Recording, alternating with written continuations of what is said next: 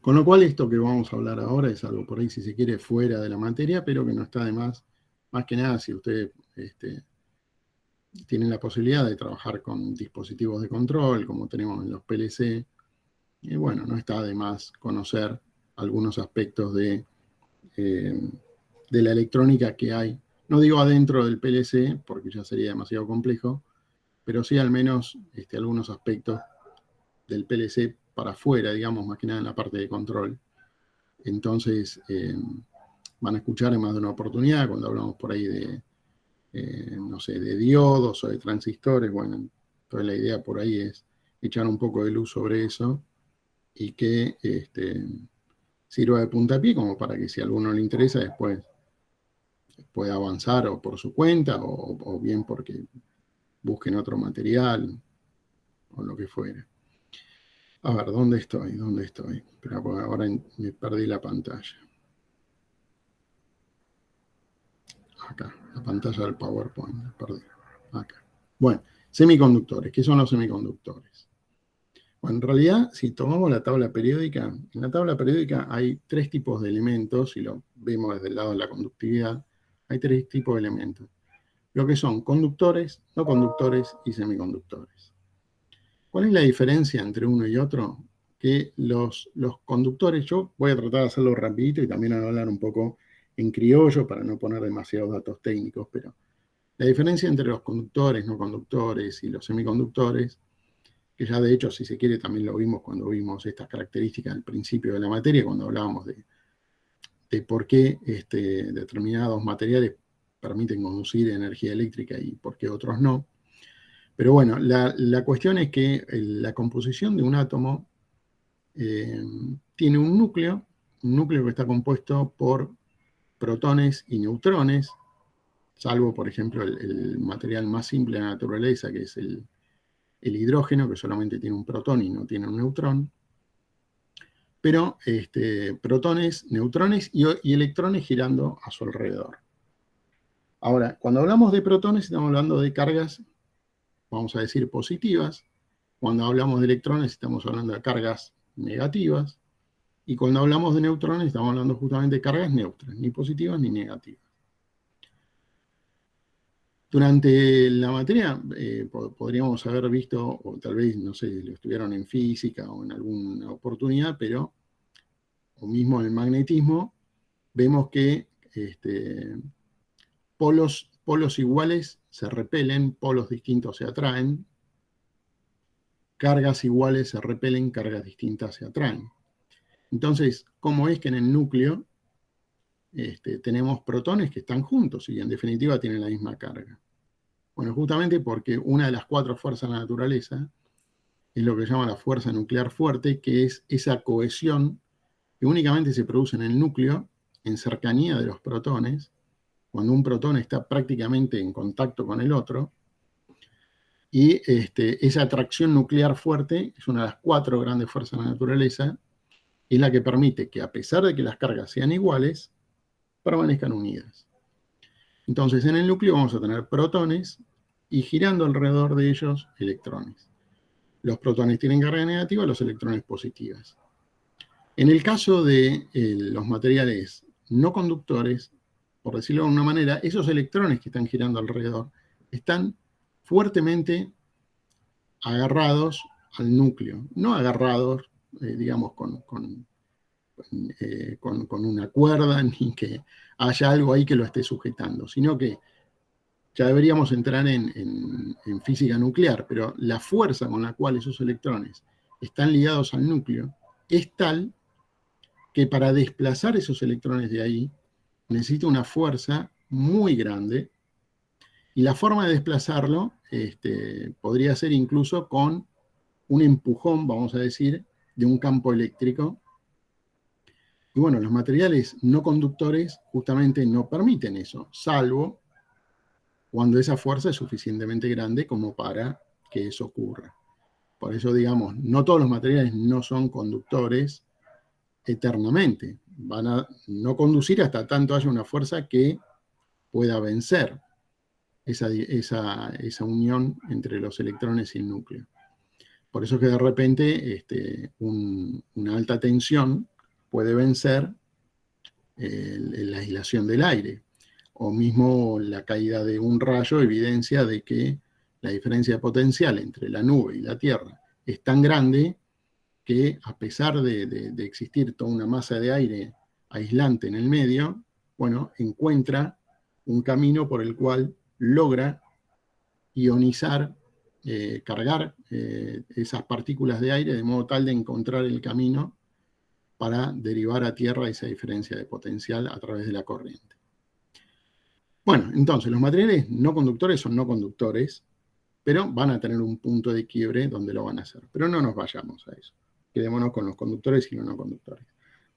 Cuando son conductores, justamente esos electrones que están en la última órbita, con un pequeño impulso de un campo eléctrico, los voy a poder desplazar. Los voy a poder desplazar, pero justamente como la composición del átomo lo necesita, va a hacer que ese desplazamiento que yo le hubiera dado a un átomo tenga que ser ocupado inmediatamente y lo va a estar ocupando por otro electrón de un átomo vecino. Y ese hueco que quedó en el átomo vecino, a su vez va a necesitar ser ocupado, y entonces va a ser ocupado por el electrón de otro átomo vecino. Y así sucesivamente, entonces, la conducción eléctrica en realidad es un flujo continuo de electrones que se están moviendo entre las órbitas de los átomos que componen el material conductor, se están moviendo de manera continua, desplazándose, yéndose de un átomo hacia otro, y a su vez produciendo que eso deba ser ocupado por otro átomo, por otro electrón, para mantener el equilibrio. Bueno, y en eso se da la conducción de la energía eléctrica. Por eso cuando hablamos de conducción de energía eléctrica, necesariamente tenemos que hablar de cerrar un circuito eléctrico, donde vamos a tener una diferencia de potencial suficientemente importante entre dos puntos como para que cerrado ese circuito eléctrico, bueno, esa diferencia de potencial, dicho en criollo, va a ser el empuje para que esos electrones empiecen a circular y quieran compensar en todo caso los faltantes de electrones de la fuente de energía con la llegada de los electrones que le estamos proveyendo desde el otro polo de la fuente de energía. Bueno, dejamos el circuito nuevamente abierto y otra vez volvemos a la condición de equilibrio donde el material conductor vuelve a tener, como siempre lo ha tenido, cada núcleo con sus electrones circulando alrededor como la condición de equilibrio lo establece. Bueno, ¿qué sucede? Tenemos un tercer elemento dentro de los materiales que es los semiconductores. Justamente tienen ese nombre porque en condiciones determinadas son conductores y en condiciones determinadas son no conductores. Generalmente van a ser no conductores a temperatura de 0 grados Kelvin, o sea, lo que sería prácticamente el cero absoluto. Pero ya con temperaturas superiores empiezan a tener una relación donde, bueno, según la situación de contexto, podemos hacer que esos electrones de la última órbita conduzcan. ¿Cuáles son los materiales semiconductores? En principio dos, el silicio y el germanio, y después está el arseniuro de galio, pero no es el más utilizado. Bueno, volvamos. Esperen que me perdí la pantalla. Bien, cuestión. Entonces tenemos los materiales semiconductores que tienen esta característica. Van a poder, en ocasiones, ahora vamos a ver cuáles, en ocasiones van a poder permitir la conducción y en ocasiones no. Se da una característica donde si el material, por ejemplo, hablemos del material más utilizado, que es el silicio, su composición cristalina es tal que podemos hablar de que el material semiconductor puede ser intrínseco, o sea, netamente y puro material semiconductor. Dicho de alguna manera, es como si tuviéramos la posibilidad de eliminar, porque imagínense que un átomo es una porción de la materia extremadamente pequeña, y nunca va a estar sola o rodeada por otros materiales que sean distintos, por otros materiales que puedan ser iguales. Siempre va a haber algún otro material que sea distinto que está en las cercanías o que lo rodee. Entonces, si logramos concentrar, o sea, lograr una aislación de material semiconductor, sea silicio, sea germanio, con un alto nivel de pureza, o sea, donde toda la estructura cristalina, toda la estructura de ese material esté compuesta exclusivamente por material de silicio de germanio, ahí estamos en presencia de lo que llamamos un semiconductor intrínseco, o sea, es el material puro. Y extrínseco es cuando ese material puro, vamos a decirlo así, lo contamino con otros materiales, o sea, lo rodeo con otros materiales con un propósito determinado. Y ahora vamos a ver por qué ese propósito determinado. Entonces, para darles una idea, un lingote de silicio, estos son los, no conseguí otra foto, pero digo, los lingotes de silicio son como una estructura así tipo en barra. Los lugares donde se fabrican tienen un nivel de sanidad mucho más alto que cualquier hospital, o sea, no vuela una partícula de polvo por ningún lado.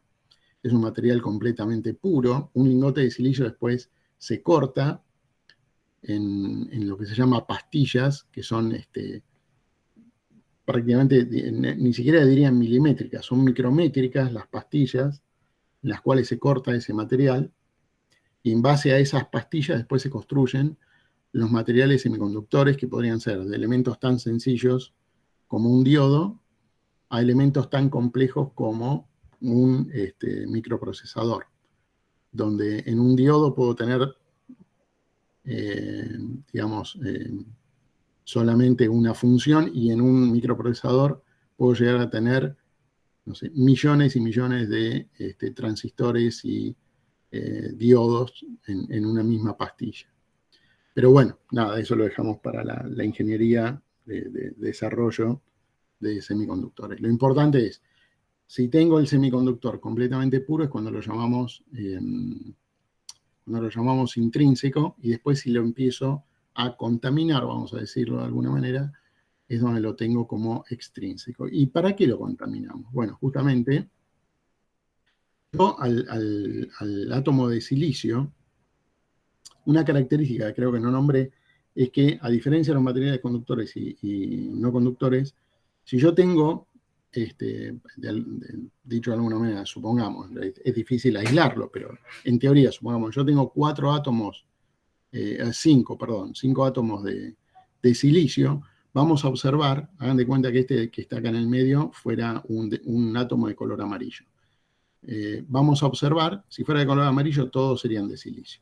Vamos a observar que los electrones que están en la última órbita, o sea, estos que son los electrones del último nivel, que son 4 electrones, se van a estar compartiendo con sus vecinos. ¿Qué quiere decir compartiendo? Que por momento un mismo electrón va a estar viajando por la órbita de este átomo, y por momentos por la órbita de este, y por momentos por la órbita de este, y por momentos por la órbita de este. Y como hay átomos vecinos, tal vez este electrón que por momentos estaba acá, se piantó y se fue para acá, y se piantó y se fue para otro lugar, y otro, estoy señalando y no estaba con el mouse en otro lugar.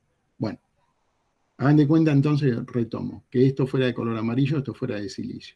Entonces, ¿qué quiero decir? El átomo que está acá, el electrón que está acá se piantaría y estaría circulando por acá, y se piantaría y estaría en otro, y otro que estaría en otro lugar, por momentos estaría acá compartido, y por momentos estaría acá compartido. Y esto no sería una circulación de corriente, sino que simplemente los electrones se están compartiendo entre ellos sin que haya exclusivamente una circulación de corriente. Tenemos el material, no hay circulación de corriente. Lo que pasa es que los átomos que están en los electrones que están en el último nivel están como viajando porque se comparten entre los átomos de silicio. Ahora, ¿qué sucede? Si yo, siempre habíamos dicho que los átomos de silicio en la última órbita tienen 4 electrones que se comparten. Si yo contamino, vamos a suponer que ahora donde había un átomo de silicio, meto un átomo que tiene 5 electrones en su última órbita, como podría ser el caso del arseniuro. ¿Arseniuro era? A ver, creo que me estoy confundiendo. A ver, era AS. AS. ¿Arsénico era ese? Arsénico. Arsénico, el P era P, ¿era fósforo? ¿P? Sí. Arsénico, fósforo o antimonio. Ahí está. Antimonio, sí. Fósforo o antimonio. Bueno, si yo, supongamos, saco el átomo de silicio que estaba acá y meto un átomo de estas características, arsénico, fósforo o antimonio, bueno, ese átomo que está acá tiene 5 electrones en su última órbita. Entonces, de alguna manera, ese último electrón que está sobrando queda ahí boyando. Es la realidad. Queda como, estoy de más acá. Sí, pero estoy. Estoy de más acá, pero estoy. Entonces, de alguna manera, si yo pudiera mirar el balanceo eléctrico de este conjunto, diría que me está sobrando una carga negativa. Si yo miro el balanceo eléctrico, ¿no?, y considero la cantidad de protones que hay en todos estos núcleos y la cantidad de electrones, y hago la suma total, es como que visto de afuera tengo un exceso de una carga negativa. ¿Me siguen hasta acá? Sí, profe. Bueno, tengo un exceso de una carga negativa. ¿Cuándo pasa esto? Cuando yo contamino, esto es algo que se hace obviamente de manera adrede en la construcción de semiconductores, se hace de manera adrede, de modo tal de que ahora voy a tener algo que se llama una unión pentavalente, o sea, de 5 electrones en ese espacio. ¿Sí? Me está sobrando un electrón. Y caso contrario, si yo ahora cambio el átomo de silicio por otro, supongamos de boro o de galio, que solamente tiene 3 electrones en su última órbita. Entonces, ¿qué pasa? Ahora lo que tengo es un faltante. Y justamente como los electrones de la última órbita, los 4 electrones que tienen todos los materiales de semiconductores, se comparten y están viajando de un lado para el otro, bueno, ahora voy a tener algo que se llama un hueco, y no hay ningún desbalanceo, simplemente ese electrón que está circulando, moviéndose de un lado para el otro, ese cuarto electrón que se comparte entre los materiales de silicio, bueno, va a encontrar mayor movilidad porque tiene que, de alguna manera también, por momentos estar cubriendo este hueco. Entonces yo lo miro desde afuera, ahora el balance eléctrico es como que tuviera una carga positiva, porque si yo cuento la cantidad de protones y la cantidad de neutrones, parecería como que tengo un protón de más. Y en realidad no tengo un protón de más, porque en el núcleo lo que nunca puedo mover, o al menos, digamos, no a través de la corriente eléctrica, lo que nunca puedo mover son los protones y los neutrones. Siempre estoy moviendo los electrones. Lo que sucede acá es que lo que tengo en este desbalance, donde yo desde afuera parecería que tengo un protón de más, no tengo un protón de más, tengo un electrón de menos. Entonces, ese electrón de menos hace que en el balance gane la parte positiva de las cargas. Conclusión, con algunos materiales lo puedo contaminar para que haya un electrón de más y con otros lo puedo contaminar para que haya un electrón de menos. ¿Sí? Bueno, acá están justamente del silicio cuáles los puedo, los puedo contaminar como para que agreguen electrones y cuáles, con qué materiales lo puedo contaminar como para que agreguen huecos. ¿Qué logramos con eso? Logramos tener de ese material que habíamos llamado puro, el intrínseco, logramos tener 2 tipos de materiales. Uno que vamos a denominar tipo N y otro que vamos a denominar tipo P. Por eso lo denominamos también extrínseco. Recuerden que el intrínseco era puro, el extrínseco es cuando ya no es puro. Vamos a tener 2 tipos de materiales, tipo N y tipo P. En el tipo N, es como que yo voy a estar viendo, como decía, desde afuera, exceso de cargas negativas, ¿sí? Y en el tipo P, en realidad voy a estar viendo huecos, o sea, como si tuviera exceso de protones, pero en realidad no tengo exceso de protones, tengo faltante de electrones. Pero visto eléctricamente, es como que tuviera cargas, si se quisiera decir, positivas, ¿sí? Por ese desbalance. Entonces acá tengo electrones de sobra y acá tengo huecos, o sea, faltantes de electrones, ¿sí? ¿Qué pasa si junto estos dos materiales? Tengo faltantes de electrones en un lado y huecos en el otro. ¿Qué creen que podría pasar?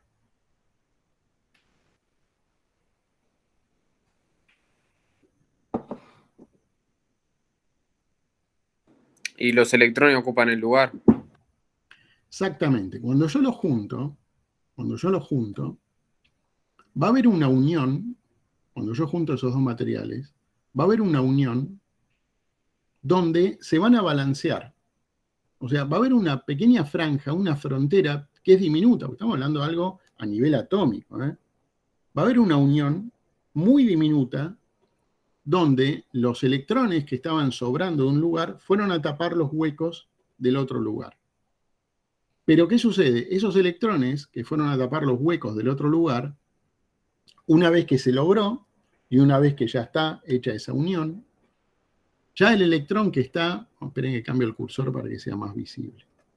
Ya el electrón, supongamos que está en este lugar, perdón, el electrón que está en este lugar y que quisiera tapar ya no puede, porque ya no puede saltar esta barrera que está acá. Ya la diferencia de potencial, la diferencia, perdón, de energía, hace que ya no pueda saltar esta barrera, porque al unirse los electrones faltantes con los huecos acá, se formó como una frontera, donde ya está balanceada la carga. Los faltantes y los sobrantes hicieron una frontera donde está balanceada. Entonces, como está balanceada, ahora ya no pueden pasar de este lado para el otro para tapar los huecos que quedaron, ¿sí? Entonces, ahí se formó una unión que se llama PN, una parte P y una parte N, con una franjita en el medio, que es esa frontera. Bueno, ahora, ¿qué sucede? Si yo de repente, vamos a hablar en criollo, lo empujo a estos electrones que están acá, con una energía tal que logren traspasar esta barrera. Bueno, si los empujo con una energía tal que logren traspasar esa barrera, van a pasar. Y justamente esa es la característica del diodo semiconductor. Cuando yo al diodo semiconductor lo polarizo, lo que se llama en directa, lo que estoy haciendo es empujar a los electrones, siempre lo estoy hablando en criollo, no es empujar, pero digo, estoy favoreciendo a darle energía a los electrones que están en este lado para que puedan saltar esta barrera y pasar del otro lado. Y como este diodo lo voy a tener en un circuito con algún fin práctico, se va a producir todo un flujo de corriente en un único sentido. En sentido contrario, no, porque justamente si yo quisiera hacer circular la corriente en sentido contrario, lo que estaría provocando es que estos huecos que están acá se tapen con electrones y esta frontera que está en el medio cada vez sea más ancha y cada vez sea más imposible surcarla. Entonces, el diodo justamente tiene esa característica. En un sentido conduce y en un sentido no conduce. Porque en un sentido hacemos que esa frontera se vea vencida y que la corriente pueda hacer saltar de un punto al otro el flujo de electrones. Y si lo pongo al revés, o sea, si le doy la polarización de manera inversa, lo que hago es ensanchar más esa frontera. Empiezo a hacerla mucho más grande, de modo tal de que ya no pueden saltar los electrones de un lado al otro. Bueno, ese que no pueden saltar los electrones de un lado al otro, tiene también sus grises, de la misma manera que cuando hablamos de que los materiales no conductores no son conductores, siempre va a haber un punto en el cual, como decía, un material deja de ser no conductor hasta que haya una fuerza tal que lo venza. Bueno, acá pasa lo mismo. Si alguna vez tienen una hoja de datos de un diodo, de un transistor, van a ver que les va a hablar de lo que es la polarización, la tensión de ruptura en inversa. ¿Qué quiere decir la tensión de ruptura en inversa? Que yo lo puedo polarizar de manera inversa, sin inconvenientes, pero si la diferencia potencial es tal que logra romper esa frontera que se ensanchó, bueno, va a empezar a conducir, pero cuando empiece a conducir ya se destruyó como tal el diodo. Por eso, digamos, hay un límite para todo esto. Bueno, dicho esto, entonces, algunas aplicaciones que hacemos en el diodo, bueno, la típica es el puente rectificador, donde, por ejemplo, tomamos, supongamos, en un transformador que supongamos sea de 220 a 12, bueno, podemos hacer, por ejemplo, un diodo.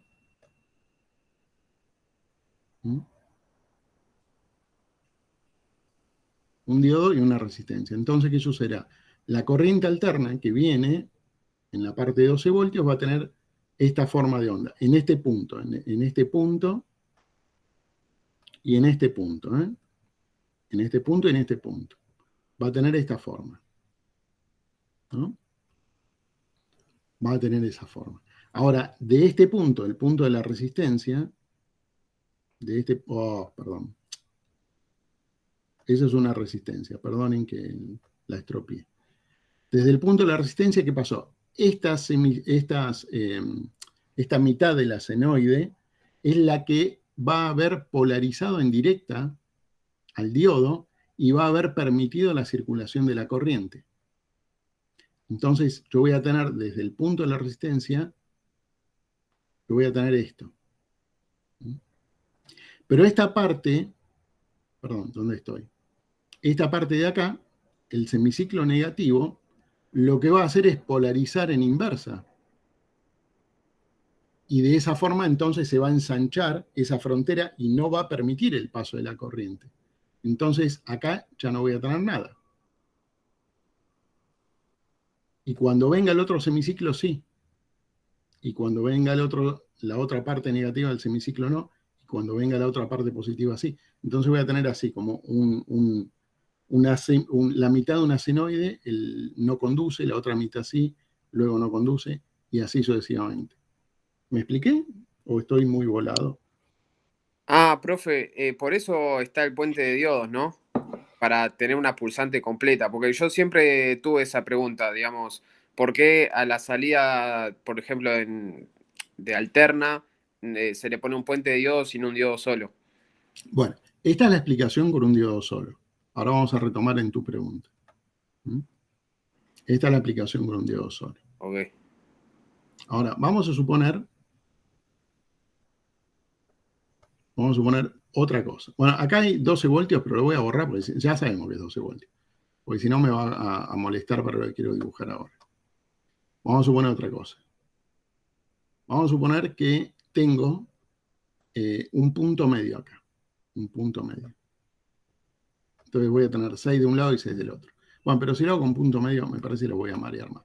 Vamos al puente de diodo. Al tradicional puente de diodo. ¡Ay, Dios! Al tradicional puente de diodo. El puente de diodos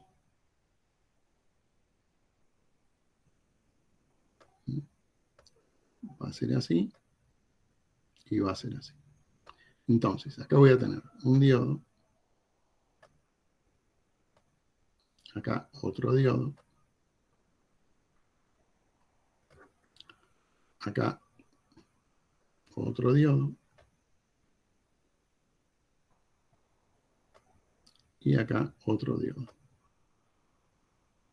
Estoy dibujando como puedo, perdónenme.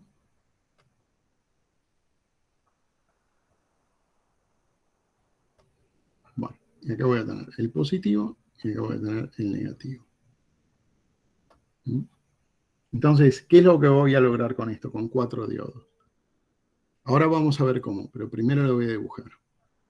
Voy a lograr que los dos semiciclos estén como alineados Y voy a tener el semiciclo este superior y el semiciclo inferior acá, y el semiciclo superior y el semiciclo inferior. Entonces fíjense que es mucho más eficiente porque antes tenía uno sí, uno no, uno sí, uno no. Ahora tengo sí, sí, sí, sí. Me siguen quedando estos huecos acá, ¿eh? Pero ya tengo por lo menos todo esto de manera continua. ¿Y cómo se logra esto? Bueno, se logra porque si yo estoy en este semiciclo, vamos a poner como semiciclo positivo, ¿sí? Si yo estoy en este semiciclo positivo, la corriente va a poder conducirse porque va a polarizar este diodo en directa. ¿Sí? Va a polarizar este diodo en directa. ¿Sí? Y entonces la corriente va a poder venir por acá. Y va a poder polarizar este diodo también. Entonces la corriente cuando vuelva, va a poder volver por este camino. ¿Sí? Y entonces ahí voy a tener el semiciclo positivo. Caso contrario, cuando estoy en el semiciclo negativo,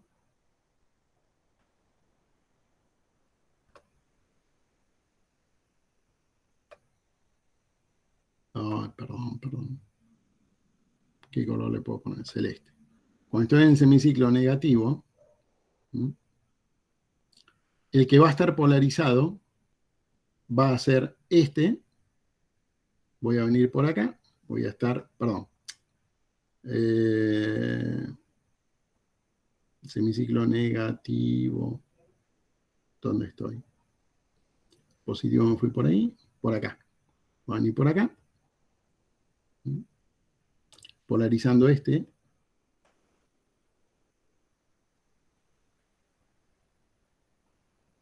Y luego va a retornar por acá. ¿Sí? Entonces, de esa manera es como que dos diodos van a estar en un periodo, dos diodos van a estar en otro, dos diodos en uno, dos diodos en otro. Y ahí es donde logro tener los dos ciclos rectificados de esta manera de lo que se llama onda completa. ¿Sí? ¿Cómo tapo este hueco para tener acá, como para tener acá algo mucho más prolijo y no una subida, bajada, subida, bajada, subida, bajada? ¿Alguien sabe?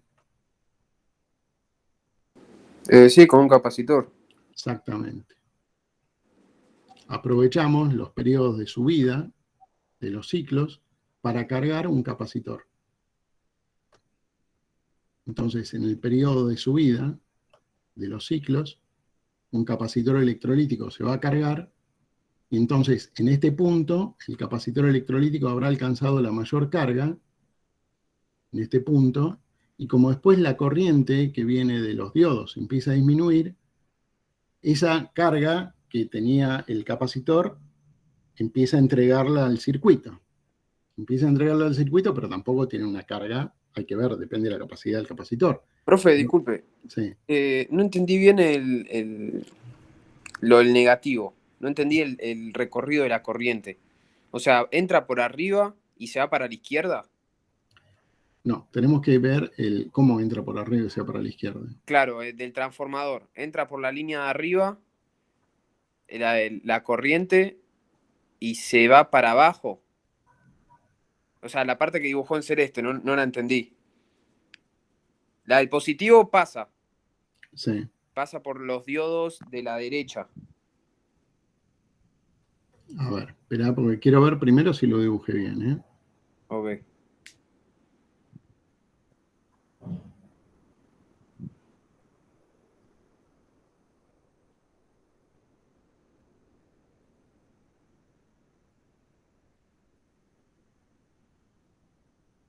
No, a ver, creo que está bien dibujado. Vamos a analizarlo de vuelta. Yo acá tengo un semiciclo positivo, con lo cual, respecto de los dos extremos de la salida del transformador, en este momento, digamos, acá tengo una diferencia de potencial mayor respecto de esta que está acá. ¿Saben? Sí. Bien. Entonces, ¿cuál diodo voy a poder estar polarizando en este momento con esta situación? Voy a El de estar la derecha. polarizando este, Sí. ¿En el puente de diodos no van todos para la derecha? Esperá, porque por eso ¿O me estoy estoy confundiendo? en la duda de si lo dibujé bien. A ver, espera, vamos a ir a lo que se debe. Puente diodo, lo dibujé, por ahí lo dibujé mal, yo tampoco Y soy. depende de la polaridad. Si lo pones al revés, va para un lado, depende de la polaridad también. No, pero espera, para explicarlo vamos a hacerlo. Diodos. Pues si lo pones en la protoboard, no pasa nada, no se quema. A ver. Van a poner la resistencia, el diodo LED, si lo pones de una forma o de la otra.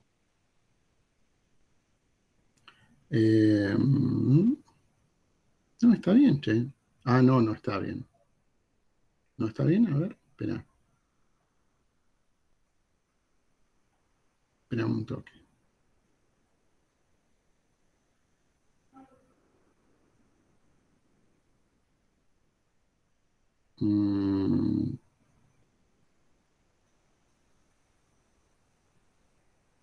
Mira. Creo que los que están al revés son los de abajo. Sí, hay algo que no está bien y no me estoy dando cuenta. Espera un toque.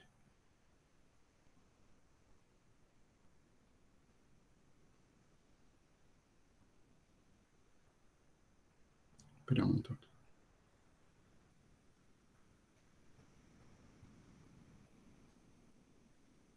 Bueno, vamos a hacerlo más sencillo.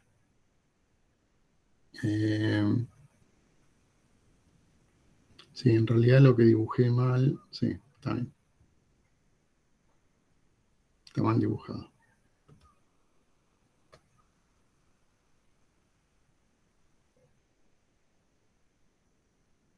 Vamos de vuelta.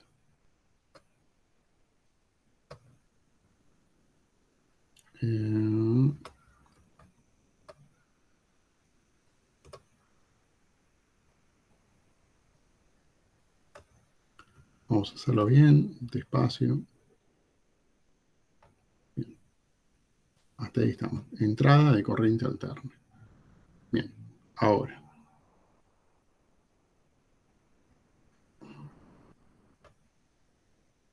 Ahí tengo uno. Ahí tengo otro.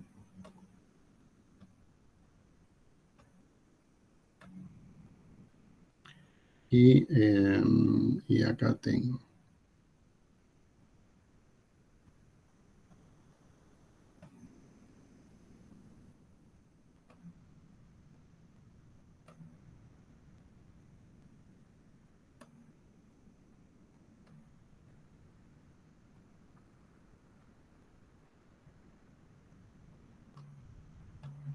A ver ahí si estoy bien.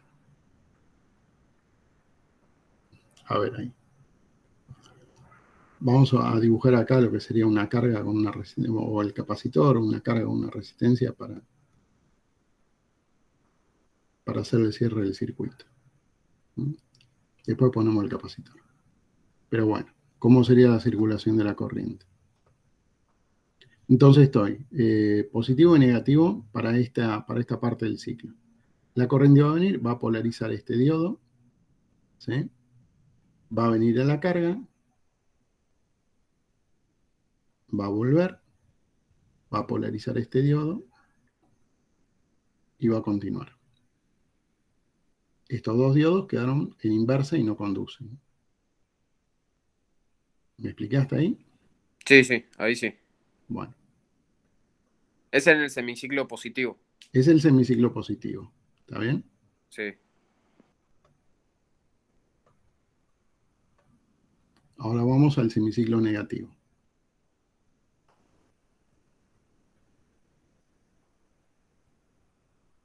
El semiciclo negativo, tengo la misma situación, pero ahora tengo, respecto a los dos extremos del transformador, el semiciclo negativo. Entonces, otra vez, este va a polarizar, antes habíamos polarizado este y este, ¿verdad? Sí. Ahora vamos a encontrar que vamos a estar polarizando este, voy a la carga, vuelvo y vuelvo por acá. ¿Me expliqué? Ah, ok. Ahí sí. Entonces, de esa manera tengo siempre la salida con Claro, la ciclo, pulsante. ciclo, ciclo, ciclo. ¿Sí? Ah, ok. Y los huecos que tengo acá, bueno, en realidad la carga se supone que va después, ¿no? La dibujé para cerrar el circuito. Pero los huecos que tengo acá los voy a tratar de cubrir con cargas que voy a acumular en un capacitor. Con cargas que voy a acumular en un capacitor, de modo tal de que cuando empiece a bajar, cuando empiezo a tener los valles entre cada uno de los ciclos, la diferencia de potencial que ahora va a tener el capacitor va a ser superior, porque justamente la tensión está bajando en ese valle, y entonces el capacitor va a entregar las cargas eléctricas que acumuló. Y ahí es donde se va a producir lo que llama un rizado, o sea, tratar de que esto que era un hueco entre un semiciclo y otro esté tapado por las cargas eléctricas que acumuló el capacitor. ¿Me expliqué? Sí. Bueno. Bueno, cuestión entonces. Si yo lo polarizo de alguna forma a esta frontera que tengo acá, si la polarizo de manera directa, lo que hago es propiciar el traspaso de la corriente. Y si la polarizo de manera inversa, lo que hago es bloquear el traspaso de la corriente. Por eso muchas veces se lo llama al diodo como un interruptor, donde polarizado en directa va a estar como un interruptor cerrado, y polarizado en inversa va a estar como un interruptor abierto. Bueno, hay infinitos usos de los diodos. De hecho, más allá de un diodo rectificador, como es este caso, hay distintas formas en las cuales se lo puede llegar a contaminar ese material tipo P y tipo N, como les comentaba antes, de modo tal de que, recuerdan esto que yo había dicho, de que si lo polarizo en inversa, o sea, si le doy una tensión tal que haga que no conduzca, va a llegar a un punto donde esa tensión, digamos, si es lo suficientemente alta, la va a vencer y directamente va a conducir, obviamente va a estar dañando el material en todo caso. Pero la tecnología y las investigaciones avanzaron de tal manera de que se lograron construir diodos donde los podemos utilizar en polarización inversa y nos van a dar como resultado una referencia de tensión, justamente en esa polarización inversa, que son los famosos diodos Zener, que se llaman. El diodo Zener es un diodo que se utiliza justamente para estabilizar una tensión. Entonces, es un diodo que en realidad, su uso correcto es polarizarlo en inversa y de esa manera, utilizándolo como referencia, podemos llegar a estabilizar una determinada tensión. De hecho, muchas veces se utiliza el diodo Zener. El diodo Zener, digamos, el diodo común se dibuja de esta manera, ¿no? Con un triangulito y un palito adelante. Y el diodo Zener se dibuja de esta manera, así, de esta manera. Entonces, tiene una característica. Nosotros dijimos que el diodo Zener en directa se va a comportar como un diodo común. Y en inversa se va a comportar con esta tensión de polarización en inversa siempre de una manera constante. Entonces, supongamos que yo tengo en una placa de control, no sé lo que fuera, un PLC, en un Arduino, donde se me ocurra, en una fuente, de donde sea, tengo una salida de 5 voltios. De 5 voltios. Y tengo conectado algo, qué sé yo, una carga, lo que fuera, una carga con, no sé, sea un motor, sea algo, no importa lo que, algo. Pero supongamos que este algo es importante, qué sé yo, supongamos que sea una salida de 5 voltios que alimenta otro dispositivo, un semiconductor, o qué sé yo, una, digamos, un microprocesador, un microcontrolador, algo que sea suficientemente costoso como para que de llegar a romperse nos represente un dolor de cabeza. Bueno, entonces muchas veces se usa el diodo Zener de esta manera, así, puesto así, en paralelo con la carga, y este Zener de acá, supongamos, es de 5,1 voltios. 5,1 voltios. Entonces, ¿para qué se usa este diodo Zener? Es como si fuera un guardián que va a ser sacrificado. ¿Por qué? Porque mientras la tensión sea de 5 voltios, esto está polarizado en inversa y no conduce. Y yo acá me quedo tranquilo que tengo 5 voltios.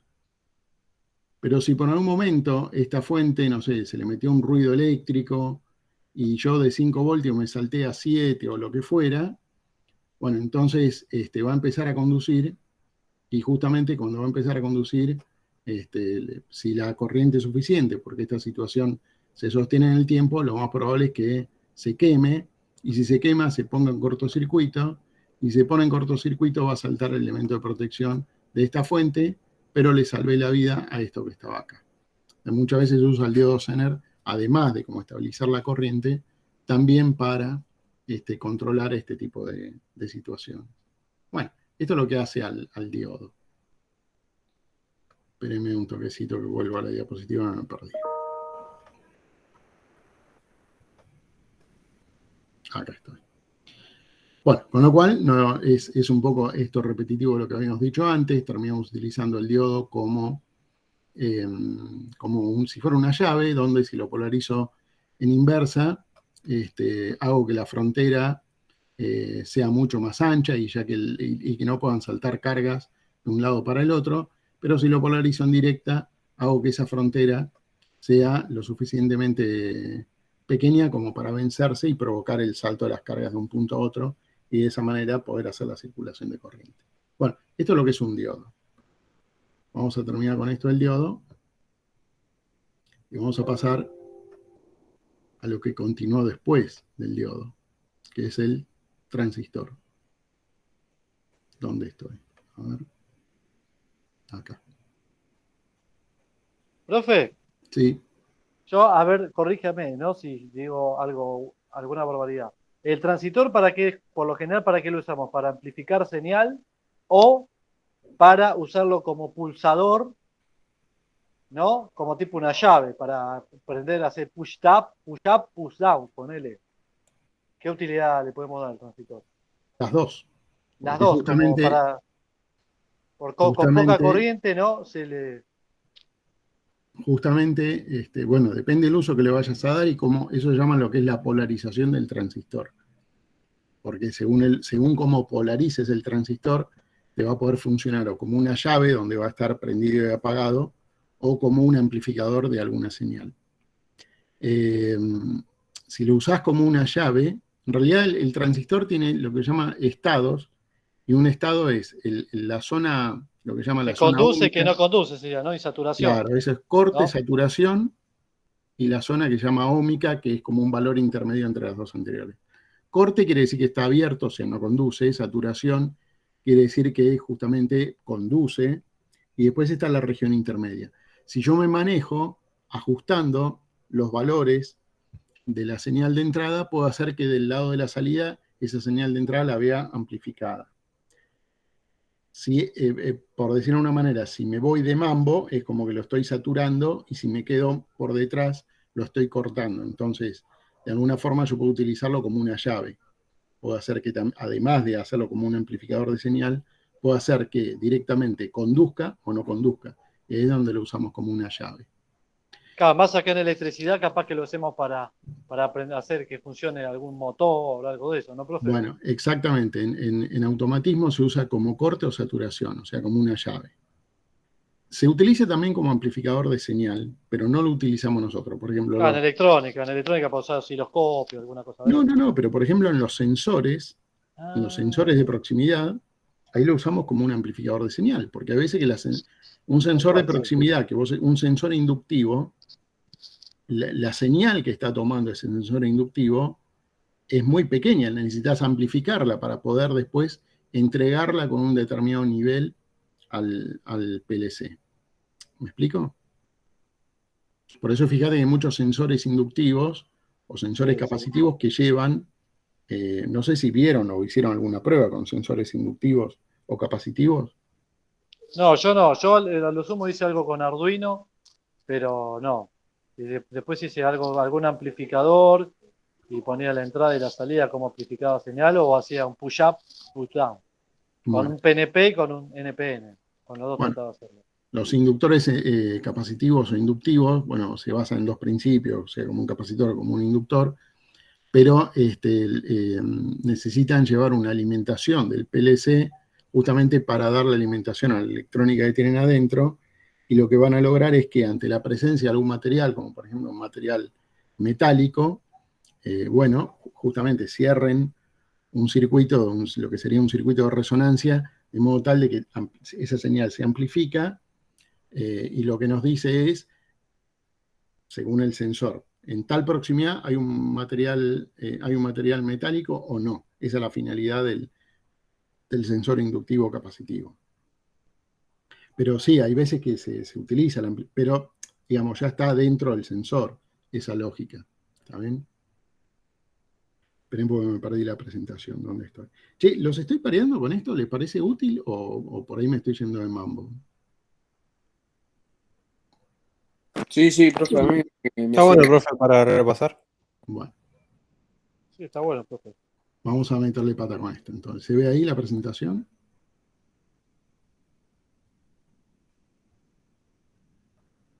Sí. Bueno, esperen que me paso la pantalla. Acá. Bueno, transistor bipolar. Vamos al tema del transistor. Ahora ya hablamos de... Esta presentación, la verdad, la conseguí buscando entre todas las cosas que tenía. Me pareció que estaba apropiada para el tema, entonces... pero también es medio larga, entonces lo voy a tratar de hacer parándome en los puntos que son los más importantes o sobresalientes. Bueno, tenemos, vamos a pasar, distintos tipos de transistores. Recuerden que habíamos dicho que nosotros podemos contaminar con materiales para que haya un quinto electrón dando vuelta, entonces lo transformamos en un material tipo P, porque tiene como cargas positivas, material tipo N, porque tiene exceso de una carga negativa, o podemos contaminar el material con un átomo que tenga 3 electrones en la última órbita, va a ser un trivalente, entonces voy a tener lo que denominamos un hueco, que visto desde afuera es como un desequilibrio eléctrico donde parecería que la carga es positiva, aunque, repito siempre, no es que haya un protón de más, hay un electrón de menos, y ese es el material tipo P.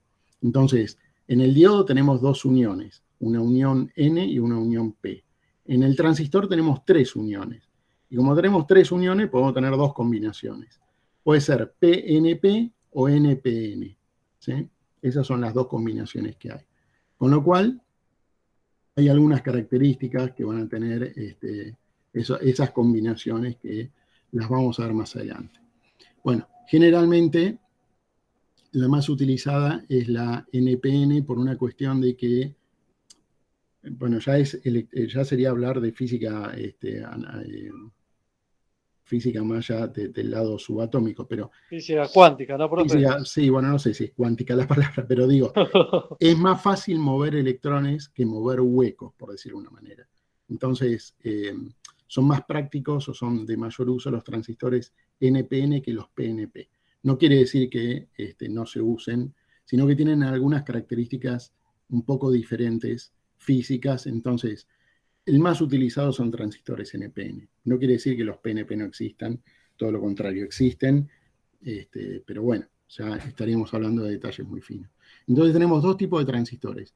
Uno que llamamos bipolares, que son los NPN o PNP, y otro que son los de efecto de campo. Los de efecto de campo son los famosos FET, ¿sí? Transistores de efecto de campo, File Effect Transistor, en inglés es Tarzan, transistores de efecto de campo, donde en el efecto de campo tenemos como dos mundos también importantes. Uno que son transistores de efecto de campo hechos por una unión de materiales, y otros que es por un agregado de materiales con un metal, la unión de un metal con el semiconductor. Bueno, canal N y canal P, ahora vamos a ver de qué se trata cada uno de ellos. Pero básicamente la idea es la siguiente. Así como nosotros teníamos en el transistor, ¿no?, el material tipo P y el material tipo N, donde en esta zona se daba la frontera, donde está todo hermanado, Bueno, lo que va a pasar es que ahí voy a tener el diodo, voy a tener la frontera, y si yo lo polarizo, lo que decíamos en directa, vamos a tener la circulación de la corriente. ¿Sí? Yo lo polarizo en directa, vamos a tener la circulación de la corriente tranquilamente. ¿Sí? Ahora, si yo lo polarizo en inversa, no voy a tener la circulación de la corriente, que es lo que acabamos de ver antes, ¿no? Si yo lo polarizo en inversa, no voy a tener la circulación de la corriente, sino que lo que voy a lograr es que esa franja que está en el medio sea cada vez más ancha. ¿Sí? Y de esa manera no voy a poder hacer circular la corriente. Ahora, hay una característica. ¿Qué pasa si yo junto estas dos uniones? Creen que llegó la presentación. Si junto estas dos uniones, entonces ahora, antes tenía, ¿no?, las dos por separado, una que polarizaba de manera directa y la otra que polarizaba de manera indirecta, y ahora las junto. Cuando hablo de las junto no es que agarro dos diodos y los junto, ¿no? Esto es a nivel atómico, estoy construyendo el material de silicio y los construyo con una zona P, una zona N y una zona P. Entonces, ¿qué va a pasar ahora? Si la zona N es suficientemente grande, y es como que yo no voy a tener una circulación de corriente como quisiera para poder lograr la continuidad del paso de un lado al otro. Pero si la hago una zona suficientemente pequeña, a esta zona del centro, que vamos a llamar base, y la hago suficientemente pequeña, voy a poder favorecer una circulación que es como si fuera una avalancha. O sea, esta zona del medio, esperen que se me fue el cursor, acá. Esta zona del medio, ahora va a hacer que cuando la corriente circula, desde esta zona P a esta zona N, haya como una avalancha que permita que la circulación siga hasta la otra zona. Entonces, ¿cómo voy a controlar esa avalancha? Bueno, por la polarización de esto que denominamos base.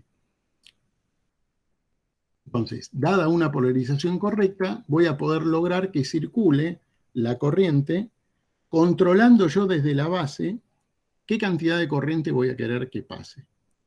Ahí es donde se conecta con esto que vos decías antes. Yo puedo hacer que la corriente o pase toda o no pase nada, y eso es lo que se denomina corte o saturación. Que la corriente pase toda o no pase nada. O no. Puedo inyectar en la base una señal, una pequeña señal, de modo tal de que esa señal propicie el paso de la corriente de un punto al otro de manera más amplificada. Justamente es donde el transistor oficia de amplificador. Bueno, entonces, ¿cómo son los nombres que se le da a cada uno de estos componentes? A cada una de estas partes. Bueno, la que está en el centro se la llama base. La que está en el centro se la llama base. Uno de los extremos se lo llama colector y el otro emisor. Lo dije al revés. En realidad, este es el emisor, justamente porque emite las cargas o los electrones o los huecos que van a estar viajando, y el otro es el colector porque es el que va a colectar los electrones o los huecos. ¿Sí? Y ahí es donde tenemos el efecto del transistor. Tenemos el flujo de corriente del colector, del emisor al colector, controlado por la base. Justamente para poder hacer ese flujo de corriente, algo de corriente se me está yendo por la base porque es donde estoy controlando ese flujo.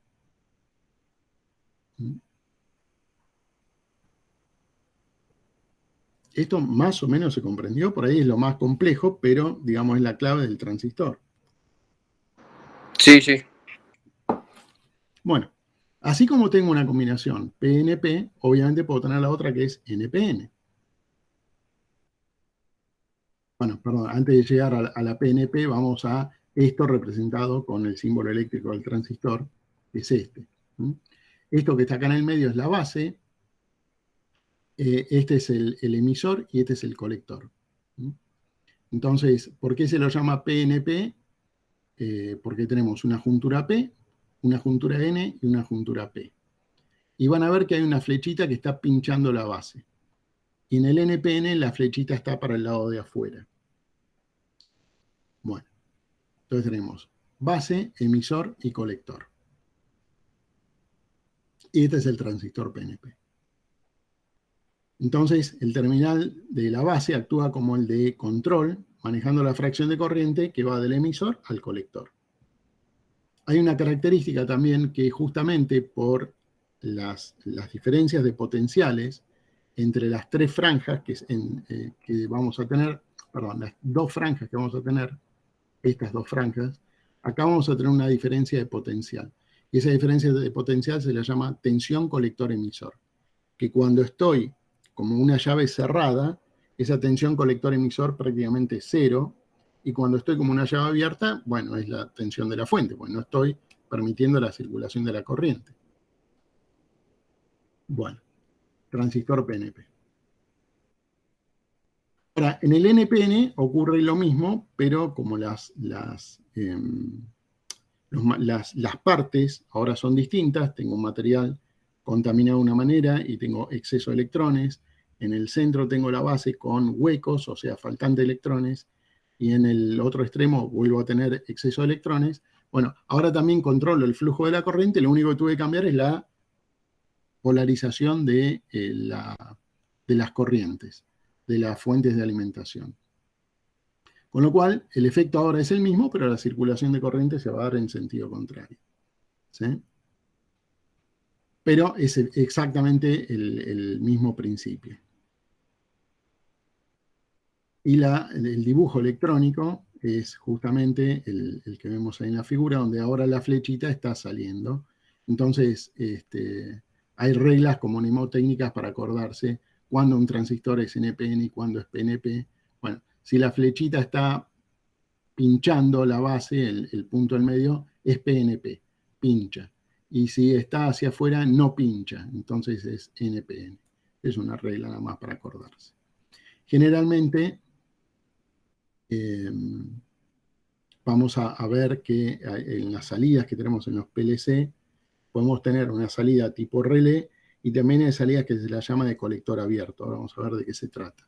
Pero en realidad, ¿qué significa colector abierto? Tiene esta pata del colector justamente abierta para que nosotros colguemos de ahí una carga que va a ir entre esa salida y la parte positiva de la fuente del PLC. Entonces, en esa parte, digamos, cuando nosotros accionemos esa salida, bueno, con una pequeña corriente vamos a poder estar operando el elemento que hayamos puesto como carga a la salida de colector abierto que tiene ese PLC. Bueno, más o menos la construcción fue algo bastante de laboratorio, digamos, artesanal. Empezó en los laboratorios Bell en 1947 y justamente uno de los ingenieros que participó fue el ingeniero Schottky, que después también continuó investigaciones con un diodo que se llamó diodo Schottky, que es un diodo que tiene la característica de poder hacer los intercambios de apertura y cierre, pero a velocidades muy altas, y es un diodo que se utiliza para radiocomunicaciones. Bueno, más o menos la construcción física sería algo así. Tenemos un material P en la base que va a estar controlando este traspaso de emisor a colector, y entonces es como esto que decía, ¿no? Controla como un efecto avalancha entre el emisor y el colector a través de lo que yo esté poniendo de corriente en la base. ¿Por qué lo que esté poniendo de corriente en la base? Bueno, justamente tiene que haber una pequeña circulación de corriente para tapar esos huecos con electrones, que hagan o que permitan ese efecto avalancha y que permitan la circulación de emisor a colector. Entonces, dicho de alguna manera, en este tipo de transistores, a diferencia de los transistores de efecto de campo, tengo circulación de corriente para el manejo del transistor. O sea, estoy consumiendo corriente para el manejo del transistor, aunque sea que lo use como una compuerta. Che, yo creía que le gustaba. Estoy viendo que cada vez somos menos. Habíamos arrancado, ahora se me van. Vamos a seguir. Pensé que le... No, pues está bueno, profe, esto de transistores, profe. Es lindo. Bueno, vamos a seguir. Bueno, cuestión. Entonces, al transistor NPN, si lo tengo polarizado, bueno, yo voy a tener, entonces, en la base, una corriente de base, que va a ser la que va a permitir este efecto avalancha entre el colector y el emisor, una tensión base-emisor que, en el caso del silicio, si es inferior a 0,6 voltios, la tensión base-emisor no lo voy a poder hacer circular entre colector y emisor, y si la hago superior, sí voy a poder hacer circular entre colector y emisor. Obviamente tampoco le puedo dar acá una diferencia potencial, supongamos, no sé, de 2 voltios, si no le pongo acá una resistencia en el medio que limite el traspaso de la corriente, porque si no lo que voy a terminar haciendo es romper el diodo existente entre base y emisor. Entonces digo, necesito una pequeña corriente para controlar la base, pero no una gran corriente para controlar la base. Esa corriente siempre va a estar acotada, y para eso tenemos las hojas de datos de los fabricantes, donde nos va a decir, mira, con una diferencia de potencial de 0,7 voltios y una corriente de, no sé, 10 microamperes, ya estamos logrando la circulación de corriente entre colector y emisor. Bueno, ese sería como un ejemplo. Bueno, acá tenemos determinadas fórmulas que no vienen al caso de qué es cada parte, digamos, de la ecuación de cómo se debe polarizar un transistor. Pero lo importante es que la corriente de la base va a ser una función de la tensión entre la base, la tensión entre la base y el emisor, y la tensión entre el colector y emisor. Y la corriente del colector, que en definitiva hay veces que también es lo que nos interesa, la corriente va a ser una función de la tensión colector-emisor y de lo que esté viniendo de base, que es lo que va a regular. Bueno, vamos a avanzar porque estas ya son características propias del transistor, en lo que hace a las distintas curvas de comportamiento. Vamos a avanzar con esto. Bueno, entonces lo que tenemos acá, fíjense, de alguna manera, por ahí es difícil de interpretarlo, pero vamos a hacer un esfuerzo. Acá tenemos el transistor, donde tengo una corriente de base, tengo una tensión en la base. La tensión en la base es la que me permite regular el traspaso de la corriente entre el colector y el emisor. Entonces, si hay un traspaso importante de corriente, la diferencia potencial entre el colector y el emisor es prácticamente cero, porque ahí tengo justamente como una avalancha, entonces es como que el colector prácticamente está unido al emisor. Mientras que si la tensión colector-emisor es la mayor, es porque no tengo circulación de corriente. Entonces, en este eje tengo la tensión colector-emisor, o sea, la que estaría acá. Y en este eje tengo la corriente del colector, o sea, la que viene por acá. Y estos dos ejes están unidos por la variable que tengo en la corriente de base. Entonces, ¿qué es lo que me está diciendo esto? Que si yo estoy, por ejemplo, en una corriente de 100 microamperios, en la base, o sea, 100 microamperios pasando por la base, si estoy con 100 microamperios, puedo estar haciendo circular una corriente de colector de 10 miliamperios. Fíjense la diferencia que hay, ¿no? Con 100 microamperes estoy controlando 10 miliamperes. Bueno, y con 200 microamperios estoy haciendo circular 20, y así sucesivamente. Bueno, obviamente que este es un ejemplo, cada transistor tiene sus características de cuánta corriente en la base permite circular cuánta corriente en el colector. Y esto es lo que denominamos como lo que se llama zona activa, o sea, donde el transistor está trabajando. Luego tenemos otras dos zonas más que denominamos de corte, o sea, cuando el transistor no conduce, o de saturación, cuando el transistor, por más corriente que yo ya le estoy dando una corriente en exceso en la base, y entonces estoy provocando la mayor corriente de circulación entre el colector y el emisor. Entonces, generalmente, ¿dónde trabaja la parte de control cuando utilizamos el transistor como llave? Bueno, trabaja en la zona de corte y zona de saturación. Zona de corte cuando lo tenemos apagado, zona de saturación cuando lo tenemos encendido. Bueno, sigamos. Si quieren, si les parece, después les cuelgo esta presentación.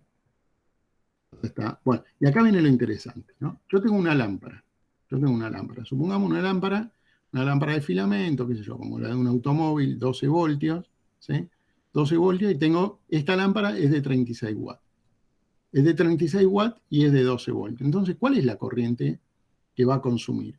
Bueno, recordemos que potencia es igual a tensión por corriente, con lo cual, si esta lámpara es de 36 watts y trabaja 12 voltios, necesariamente circulan por ella 3 amperios para lograr encenderse a 36 watts. ¿Estamos de acuerdo hasta ahí? Sí, perfecto. Bueno, esta llave que está acá, cuando yo la abro y la cierro, ¿sí? ¿Cuántos amperes están pasando por esa llave? 3. 3. 3 amperes, ¿está bien?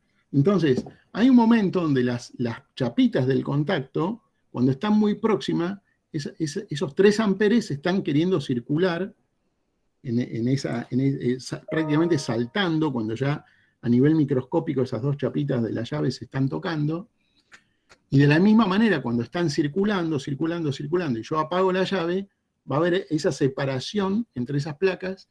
Y entonces, a pesar de que no lo vemos, y a pesar de que este es un ejemplo, pero tenemos esos pequeños chispazos, justamente que se están produciendo entre los puntos de unión de esa llave. ¿Alguien levantó la mano? No sé qué quiere decir quién levantó la mano. Yo, profe, pero me equivoqué, disculpe. Cogí Dale. mal el celular. No pasa nada. Bueno, entonces, tengo 3 amperes. ¿Qué problema voy a tener? Voy a tener un desgaste prematuro, voy a tener chispas, va a haber algo donde a la corta o a la larga me puede traer algún tipo de problema porque esa llave puede dejar de funcionar, se va a carbonizar, lo que fuera. Bueno, ¿puedo reemplazar esto con un transistor? Sí, tranquilamente, puedo reemplazarlo con un transistor. Entonces, ¿cómo lo reemplazo con un transistor? Bueno, justamente como la corriente va de colector a emisor y yo la controlo por la base, bueno, yo si tengo una ganancia de 100, ¿sí? Una ganancia de 100, quiere decir que con 40 milésimas de ampere acá, lo multiplico por 100 y podría tener hasta 4 amperes acá, pero no hace falta 4 amperes porque ya esta lámpara con su propia resistencia del filamento va a hacer que solamente circulen 3 amperes. Pero no importa, yo inyectándole 40 miliamperes, o sea, regulando la resistencia que voy a tener acá, para que solamente circulen 40 miliamperes, voy a poder estar manejando hasta 3 o 4 amperes según las características de este diodo, de este transistor. Entonces, ¿cómo pongo esta resistencia acá? ¿Cómo la calculo? Bueno, justamente, si yo acá tengo 12 voltios, entre este punto y este punto tengo 12 voltios. A esos 12 voltios le resto 0,7 voltios de acá, entonces acá voy a tener 11,3 voltios. A esos 11,3 voltios los divido por 40 miliamperes y me va a dar el resultado de la resistencia que tengo que poner acá para controlar. Ahora tengo la misma llave, está bien, ahora tengo una electrónica en el medio, ¿no? Tengo la misma llave para controlar la misma lámpara. Pero esa llave, ¿cuánta corriente pasa a través de ella? 40 miliamperes. 40 miliamperes, con lo cual ¿Qué es lo que pasamos- tolera, perdón, profe, qué es lo que tolera de corriente el transistor según fabricante? No, este transistor, para controlar esta base estoy poniendo 40 miliamperes. Habría que ver la hoja del fabricante, por ahí podría tolerar más corriente todavía. Lo que pasa es que volvemos a esto que decía antes. Si yo le doy más corriente es cuando estamos en la zona de saturación. Llega un punto donde por más corriente que le dé, la corriente que va a circular de colector a emisor va a ser la misma, por más corriente que le dé a la base. ¿Me explico? Por eso lo llama zona de saturación. Por eso que, digamos, buscar las características técnicas del transistor y fijarse cuál es la corriente mínima de base que necesito para poder entrar en la zona de saturación.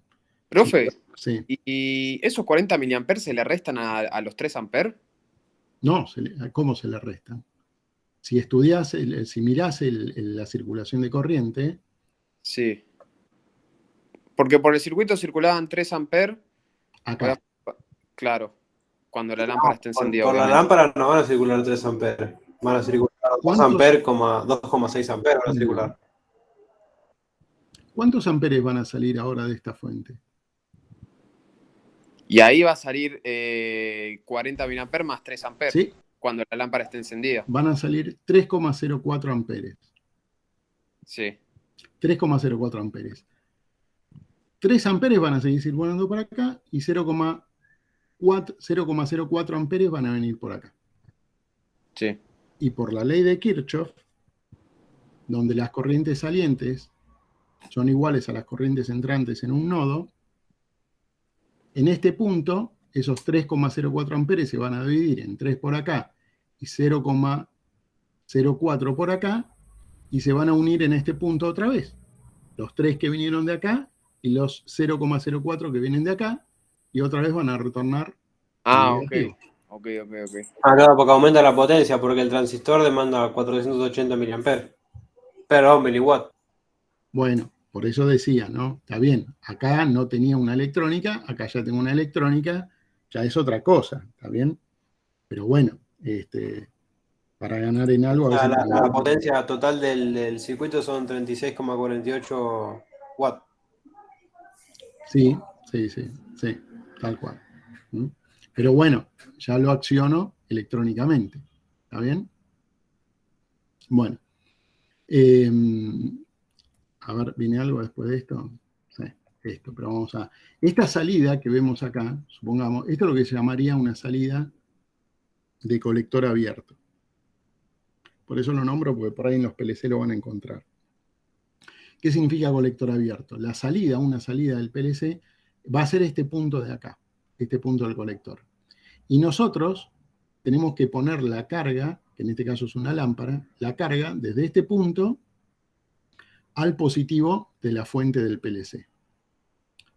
Generalmente, en las hojas de datos del PLC nos va a decir, esta es una salida, un colector abierto, que soporta una corriente de 1 ampere, 2 ampere, 3 ampere. Hay que ver, ¿no? Cuál es la corriente que puede soportar de circulación ese transistor. Generalmente se utiliza para cosas que, digamos, no son demasiado críticas, pero tampoco le podemos pedir al transistor que está embebido en un PLC que maneje un motor. Para eso directamente, no sé, hacemos circular la corriente para que maneje un contactor y que ese contactor maneje el motor. ¿Está bien? Pero bueno, digamos, son las distintas formas en las cuales podemos utilizar esa salida. De forma tal de que, bueno, conectando una llave, pero ya esta sería una llave electrónica, yo voy a poder estar controlando estos 3 amperes solamente con 40 mA, utilizando el transistor. Esa es una de las características. ¿Está bien?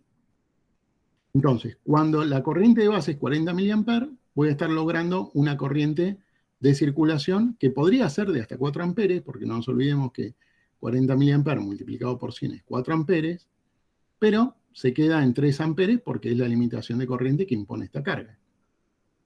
Y cuando el circuito está abierto, bueno, no voy a tener circulación de corriente en la base, con lo cual no voy a estar produciendo esa avalancha de colector emisor, y directamente voy a estar en esta zona que llamamos de corte. Entonces pasamos de corte a saturación, de corte a saturación, de corte a saturación. Y con eso controlamos con esta llave el encendido y el apagado de una lámpara. Bueno, hay un detalle importante que hay que ver acá, que por eso digo, nada es gratis en esto. ¿Cuál es la corriente que circula de colector a emisor acá? 3,04. 3,04 amperes. ¿Sí? 3,04 amperes. Y supongamos que la diferencia de potencial entre colector y emisor sea 0,3 voltios. ¿Sí? Entonces la potencia es tensión por corriente. 3,04 por 0,3. ¿Cuánto da?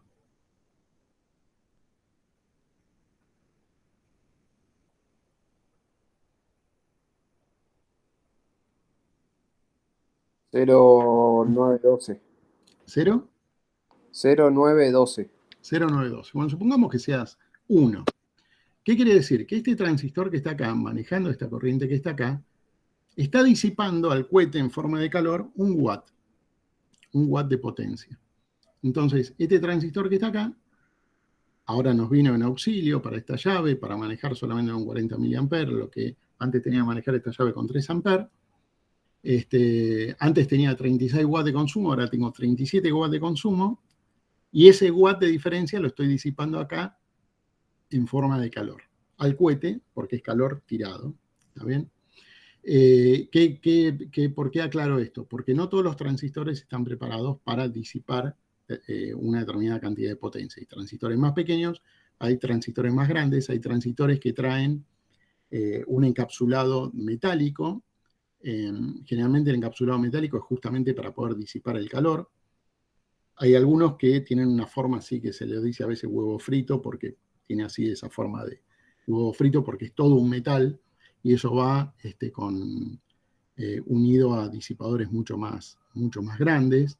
Bueno, hay veces, por eso digo, no todo es gratis. Acá tenemos también una pérdida en forma de calor que se me va en este control. Por eso es que los transistores de efecto de campo, para manejar potencia, son los más recomendados y ahora más adelante vamos a ver por qué. Bueno, a ver esta presentación a dónde nos lleva, porque si nos habla de lo mismo. Bueno, esta es la misma representación, pero con un PNP. El mismo control con un PNP. Curvas del transistor. Acá están los distintos transistores que yo nombraba. Estos serían los encapsulados. A veces los encapsulados son todos de plástico, pero tienen un agujerito como para poder unirla a un disipador y que ayude a expulsar ese calor. Hay otras que tiene un disipador metálico que si la corriente que va a circular por acá es lo suficientemente pequeña, puede disipar ese calor y si es necesario ayudar a la disipación se le pondrá otro disipador. Disipador me refiero es un elemento metálico que va encastrado y que ayuda a justamente desperdigar el calor. Y esto es lo que llamaba así como, que en la jerga se le dice huevo frito, que tiene esta forma, y que esto va incrustado con tornillos de este lado, y acá esto va en un disipador mucho más grande, metálico. Bueno, las patas son colector, emisor y base, depende de la hoja del fabricante, no dirá cuál es cuál. Profe, Sí. una preguntita. ¿Se puede ser que los MOSFET, vio las fuentes de alimentación de computadoras, Sí. que se queman o algo? Porque a veces yo tengo un par de fuentes de computadora que no la puedo hacer arrancar. Y le voy mirando continuidad a todo y más o menos las tensiones está bien, pero pasa que no tengo el datasheet de la fuente de la computadora, entonces no sé muy bien. ¿Pero cuál es la pregunta? Pará.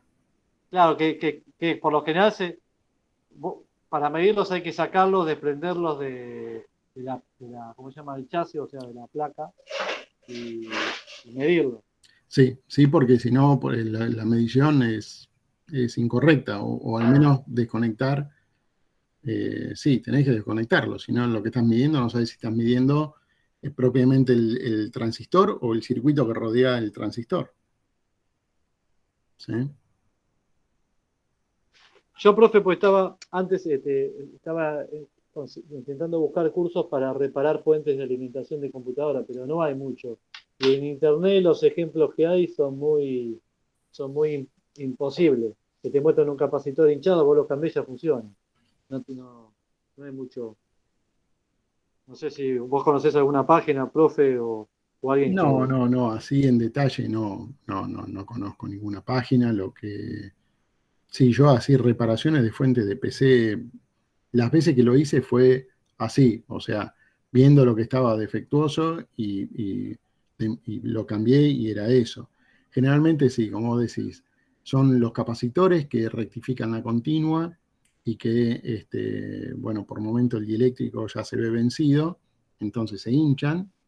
Hay veces que esos capacitores lo que hacen es que al estar hinchados traen ruido, pero todavía no hicieron saltar la fuente.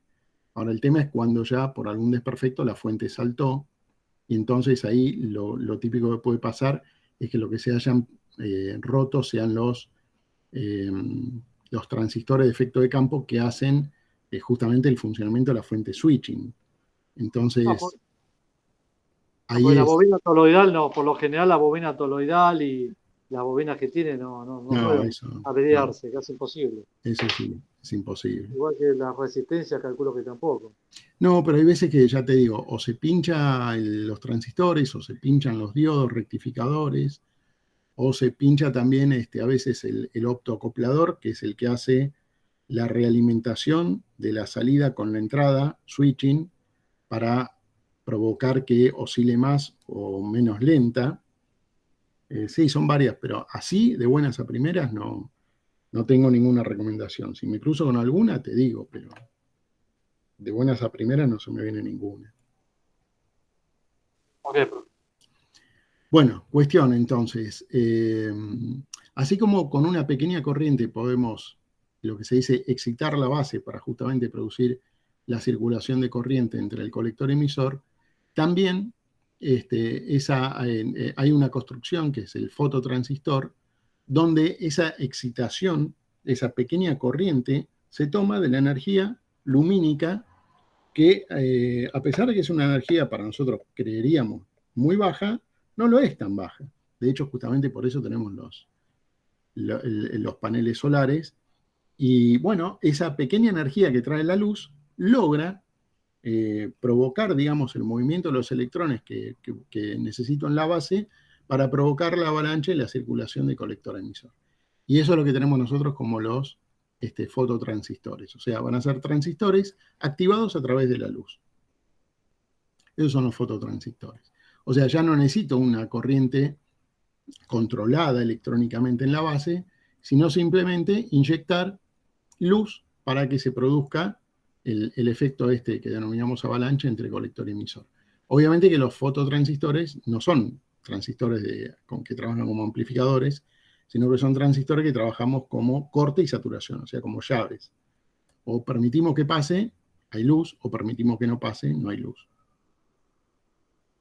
¿Qué más? ¿Qué más? ¿Qué más? Fototransistor. Bueno, el optoacoplador también es un elemento donde voy a tener un diodo emisor de luz, que justamente cuando la corriente traspasa, esa es la característica del diodo LED, que lo que logramos es que en el traspaso de la corriente emita fotones. Entonces, esa es la característica del diodo LED. Y bueno, si juntamos un diodo LED y juntamos un fototransistor y lo encapsulamos, bueno, tenemos esto que llamamos optoacoplador, donde yo voy a tener una emisión de luz que va a estar excitando a la base del fotocoplador, del optoacoplador, del fototransistor. Entonces, si yo interrumpo ese flujo de luz, bueno, este transistor va a dejar de conducir. Y si desbloqueo esto y permito el paso de la luz, bueno, este transistor va a conducir. Bueno, este es el autoacoplador. Bueno, y hasta acá estamos con esto. A ver, me queda una más y ya no los aburro más con este tema. No, está bueno este tema, profe, con respecto a los transistores y todo eso. La verdad que es lindo. Yo me cuesta mucho porque entender bien el funcionamiento del transistor. Es como que yo lo he hecho en Proteus Sí, para hacer tipo aprender o apagar tipo llave o ahora por ejemplo quería hacer un ejemplo de un amplificador de señal, pero bueno, hasta ahí llego, no sé qué más, qué le puedo más dar. Pues yo veo que hay muchos circuitos de timbre, sí, bueno, de hecho, pero lo que pasa es que ya te digo, generalmente es, es electrónica pura capaz, no tanto sí, eso electricidad. ya es electrónica, pero digo, para el control industrial es apertura, cierre, corte, saturación, no hay Claro, mucho más. Para claro, manejo de señales, sí, ahí se utiliza como amplificador. Bueno, de hecho, justamente como amplificador de señales, las señales, espera que pongo la presentación y ahí lo digo. ¿Dónde estoy?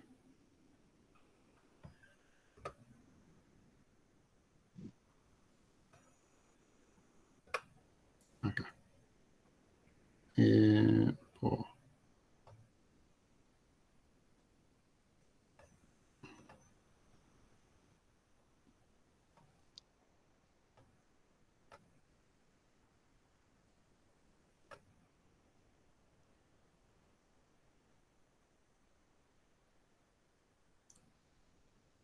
Ahí está.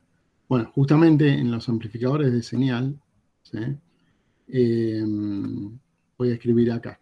Nosotros tenemos, supongamos, una señal, ¿no? Vamos a suponer una señal de, no sé, un kilohertz. ¿Sí? Como hemos visto, una señal de 1 kilohertz. Bueno, entonces, los amplificadores, cuando se utiliza el transistor como amplificador,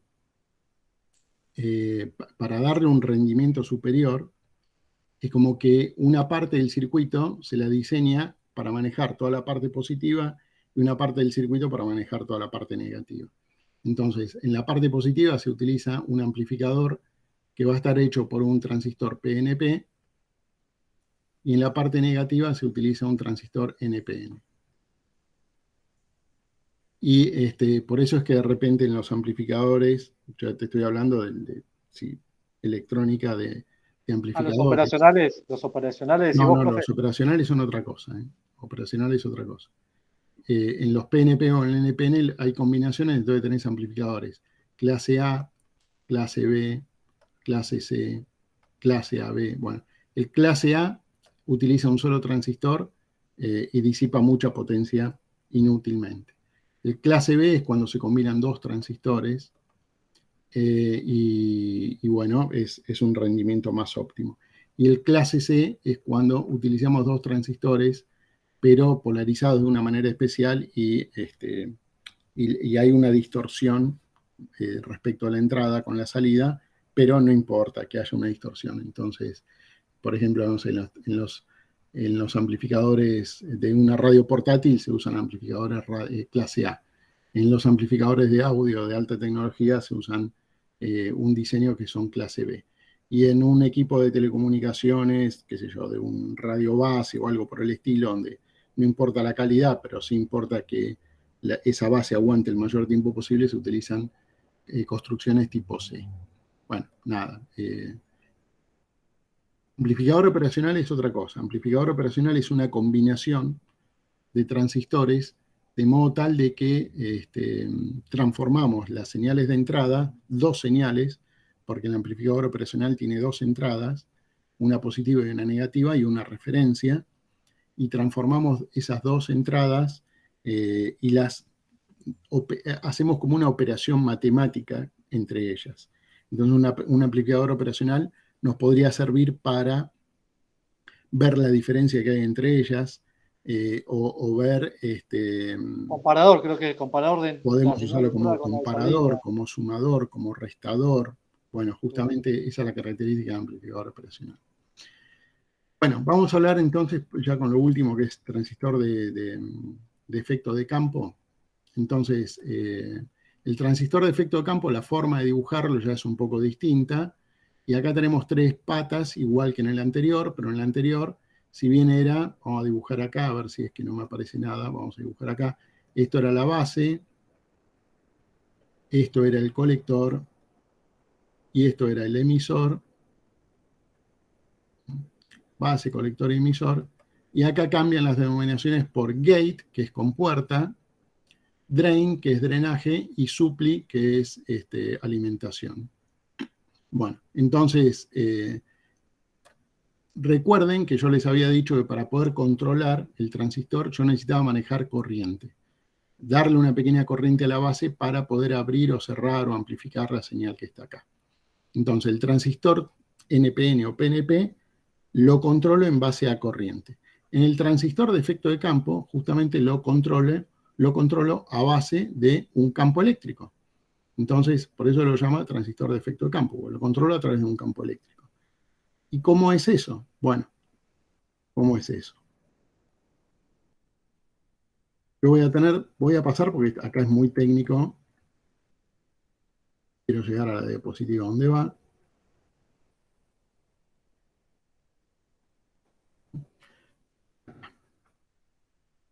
¿Cómo es eso? Bueno, justamente, supongamos que yo voy a tener, a ver si puedo cambiar el cursor, acá.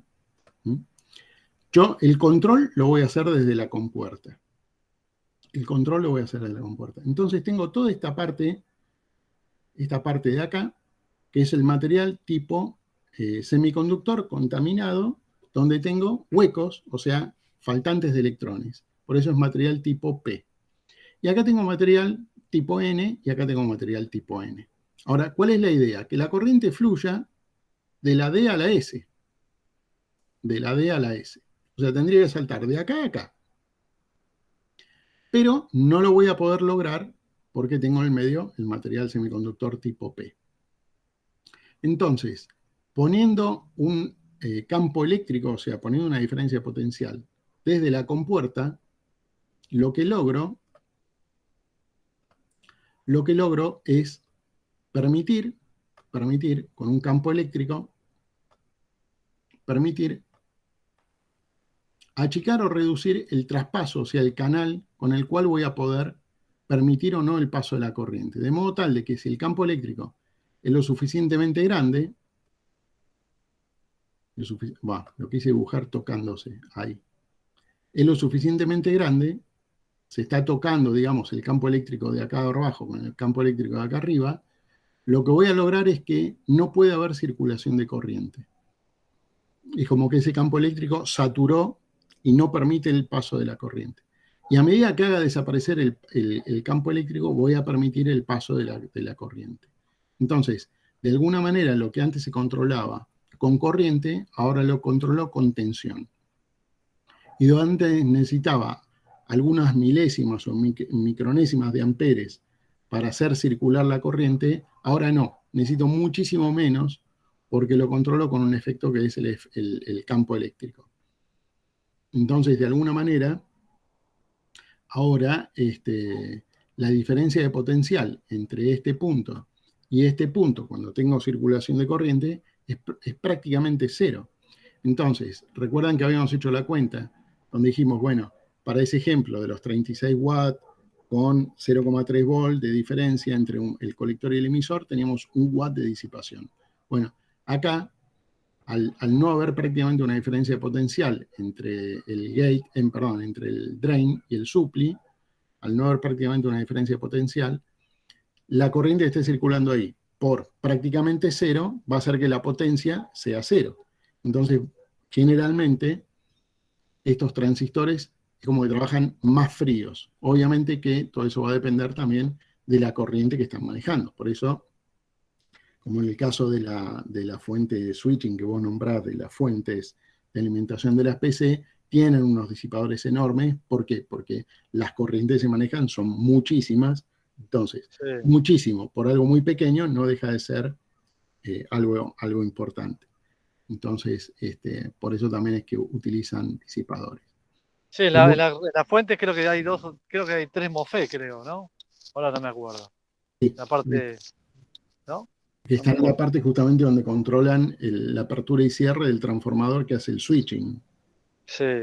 Y de ahí es donde rectificás después para tener en baja tensión las distintas tensiones, 12 volt, 5 volt, más 12, menos 12 y 3 voltios. Sí. ¿Sí? Bueno, entonces trabaja con algo que es el efecto de campo. Con lo cual, bueno, hay distintos tipos de transistores de efecto de campo, ¿sí? Pero la ventaja que tienen es que permiten manejar muchísima más corriente y de una manera mucho más práctica. La desventaja que tienen es que, por ejemplo, para amplificar señales no son ideales. Es más complejo diseñar un circuito para amplificar señales, a diferencia de los transistores que vimos antes. Pero sí son más óptimos para el manejo de la corriente de circulación y por eso son más prácticos como cierre o apertura. Bueno, hay distintos tipos, los formatos pueden ser prácticamente iguales a los que conocemos, pero acá hay una característica, fíjense. A diferencia del transistor que vimos antes, acá tengo un diodo. ¿Por qué? ¿Alguien se anima a decir por qué? Para mí, profe, porque el diodo justamente te hace que la corriente vaya para un sentido y no para el otro. Pero bueno, es como que exige que vaya para un lado la corriente y no para el otro. Para suprimir un arco, ¿no? Claro, lo que sucede es que como estos transistores generalmente permiten el traspaso de la corriente con mayor eficiencia que los otros transistores, que la otra tecnología, digamos, generalmente estos transistores se los utiliza con cargas que son inductivas, como por ejemplo bobinas, relés, motores. Entonces, fíjate por ejemplo en el caso de la fuente switching, de estos transistores cuelgan, por decir así, bobinas del toroide o bobinas del transformador. Y estos transistores también podrían servir para controlar un motor, y un motor es una carga inductiva. De la misma manera que el toroide es una carga inductiva. De la misma manera que un relé es una carga inductiva, la bobina del relé es una carga inductiva. Entonces, ¿qué sucede? Cuando nosotros tenemos, supongamos una bobina, como podría ser el caso de un relé, ¿no? Acá se va a generar alrededor un campo magnético, por el traspaso justamente de la corriente. Ahora, ¿qué sucede? Esa corriente que está circulando por acá mantiene vivo el campo magnético. Cuando la corriente se corta, ese campo magnético vuelve a la bobina y vuelve en el sentido inverso. Entonces, va a volver a la bobina y va a cambiar la polaridad. Supongamos que antes la polaridad tenía este sentido. Cuando yo corté la corriente, ahora va a tener el sentido contrario. ¿Sí? No solamente va a tener el sentido contrario, sino que por un brevísimo instante la diferencia de potencial va a ser muchísimo mayor a la que le dio origen. Entonces, en esa circunstancia, lo que podría pasar es que termine quemando el transistor porque estaría recibiendo una tensión en inversa superior a la que podría aguantar y se quemaría. Entonces, para evitar que eso suceda, se le pone en paralelo un transistor, un diodo, que hace de cortocircuito para la tensión en inversa que se produce, y como consecuencia la tensión a corriente, que se produce cuando yo desprendo la carga, cuando dejo de hacer circular la corriente por el transistor, estoy apagando la carga, esa carga inductiva va a recibir ese campo magnético que tenía almacenado a su alrededor, lo va a recibir, pero va a tener un sentido distinto, va a producir una circulación de corriente, y si yo no tuviera ese transistor, ese diodo ahí, lo más probable es que queme el transistor de efecto de campo. Entonces, para no quemarlo, se le pone un transistor que se lo llama en antiparalelo. O sea, se lo pone justamente en sentido inverso, porque en la circulación normal, este transistor no estaría polarizado, estaría en inversa. Pero cuando corté el transistor y como consecuencia el campo magnético volvió, entonces la circulación de corriente se va a dar en este sentido y va a pasar a través del diodo y no va a dañar al transistor de efecto de campo. ¿Sí? Si nosotros tuviéramos en una salida de un PLC, una salida de colector abierto, lo más probable es que ese colector abierto también tenga un diodo en antiparalelo para no dañarlo si es que a ese transistor le puso una carga inductiva. O sea que, profe, lo daña cuando se produce, por ejemplo, en la corriente alterna o la parte senoidal negativo, ponerle, eso es lo que puede llegar a dañar al... No, esto generalmente lo que estamos hablando es cuando las cargas, estamos trabajando en corriente continua y yo estoy provocando con el transistor el corte o la apertura, o sea, lo estoy utilizando de llave. Entonces pasa esto, que cuando circula la corriente, en la carga inductiva se va a generar el campo magnético alrededor. Cuando corto la llave, o sea, corto el transistor, todo ese campo magnético vuelve y en sentido contrario y con una diferencia potencial incluso mayor. No tiene que ver con la corriente alterna eso. No, yo porque viste que vos dijiste antes para qué se ponía el diodo. No, una cosa es el diodo utilizado como rectificador de corriente y otra cosa es el diodo utilizado acá como un protector de la corriente que se produce en inversa como consecuencia de la carga inductiva. Claro, por eso, está bien. Eso es lo que te preguntaba, está bien. Listo. Okay, sí. O sea, que sirve como para protección. Exactamente, sí. Bueno, y eso es lo que quería comentarles de transistores. Generalmente se utilizan para control los transistores de efecto de campo porque permiten una mayor circulación de corriente con una pequeña diferencia de potencial. Esa es la realidad. ¿Sí? Bueno, se me fue la hora y al final no di lo que quería dar, que era lo último que iba a dar. Pero bueno, espero haber ilustrado un poco más respecto a este tema. Sí, profe, muy buena la clase. Yo tenía dudas respecto a los transistores. Lo de los diodos algo conocía, pero Me aclaró la duda esa del puente de diodos, que siempre la tuve, porque yo no entendía justamente eso, por qué se ponía un puente y no un diodo. Pero, no, muy bueno. Bueno.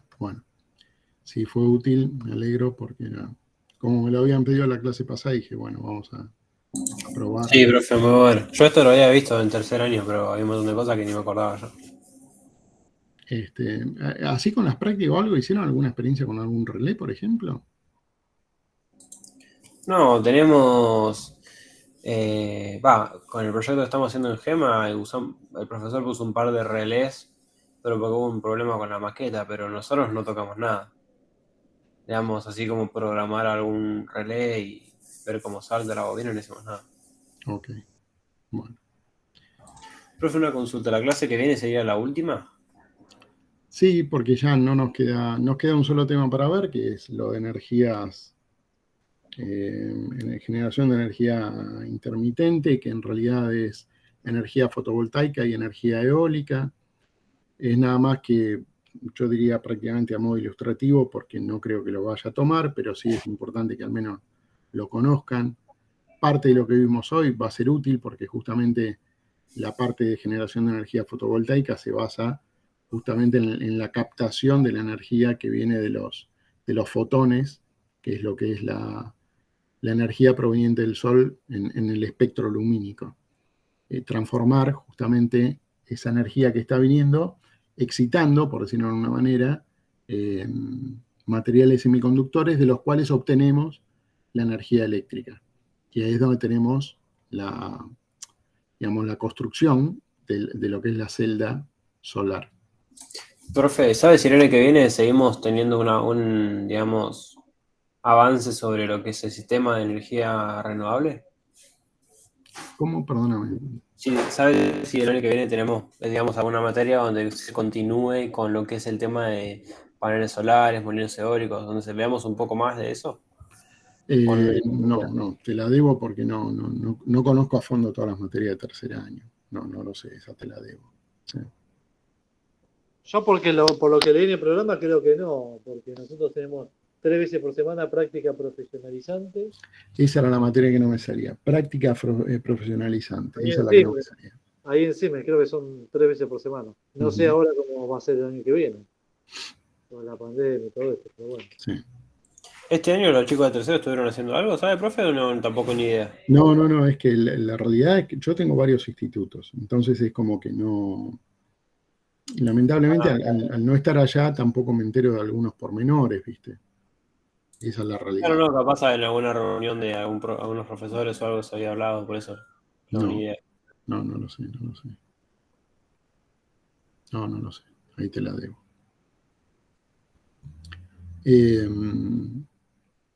Bueno, algo más que me quedó ahora que me estaba acordando, ya que repasamos la parte de los diodos con la rectificación, es la parte que yo lo había nombrado al principio, pero dije, bueno, no avancemos por acá, porque por ahí los voy a marear.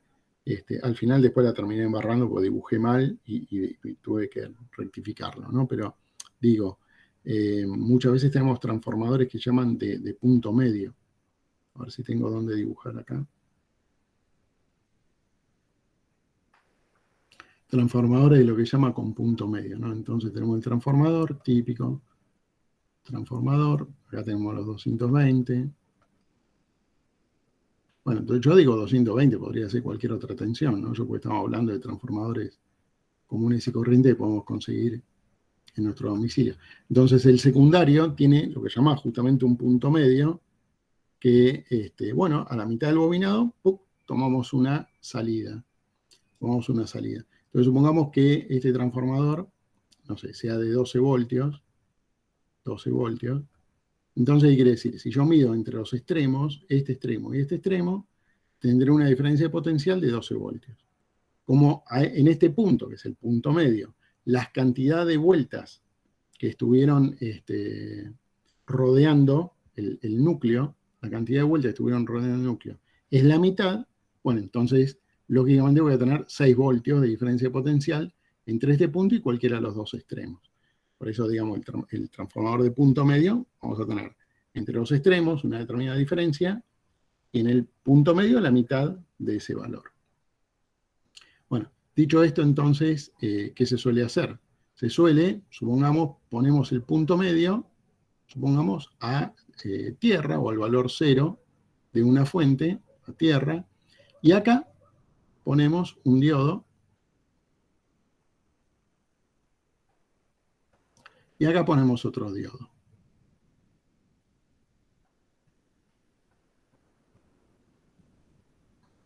Y acá los unimos, y acá voy a tener, supongamos, una carga, vamos a poner una carga con una resistencia, y acá conectada. Cuando tenemos esto como que vendría a ser tierra o, no sé, chasis, como lo querramos definir. Bueno, es tierra, no es chasis, porque el chasis es otra cosa. Pero bueno, sería como el negativo de la fuente, esto que tengo acá. ¿No? Entonces, ¿qué es lo que sucede en este caso en particular? También es una fuente de onda completa, pero el puente de diodo solamente necesita 2 transistores. ¿Por qué? Porque tengo en el transformador, en la salida del transformador, un punto medio. Entonces, ¿qué sucede? En un semiciclo,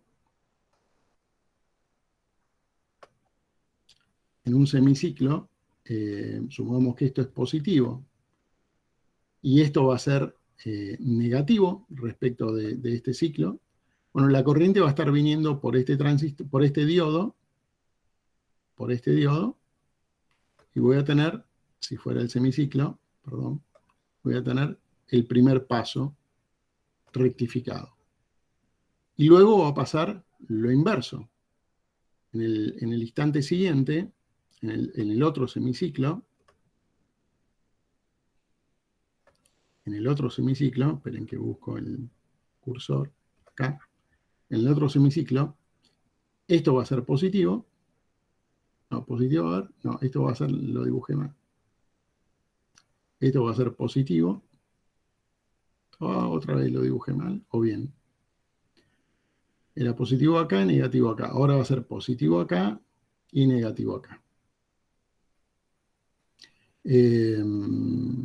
Entonces, esto es negativo, perdón. ¿Lo dibujé bien? No, no lo dibujé bien de vuelta. A ver, espera, porque ya me embarré yo solo.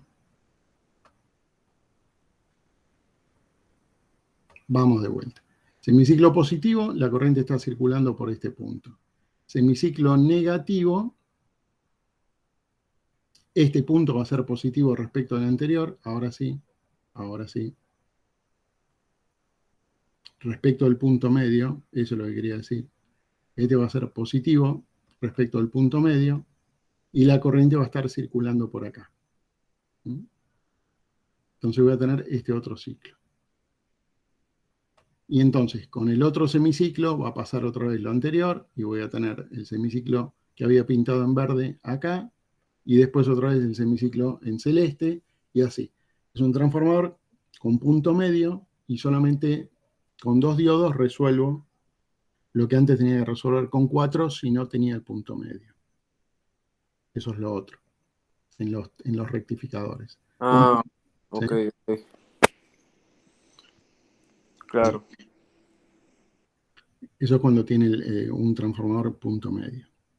Y también, por ejemplo, se puede poner un puente de diodos entre el punto medio y el positivo, o sea, y arriba, la línea de arriba.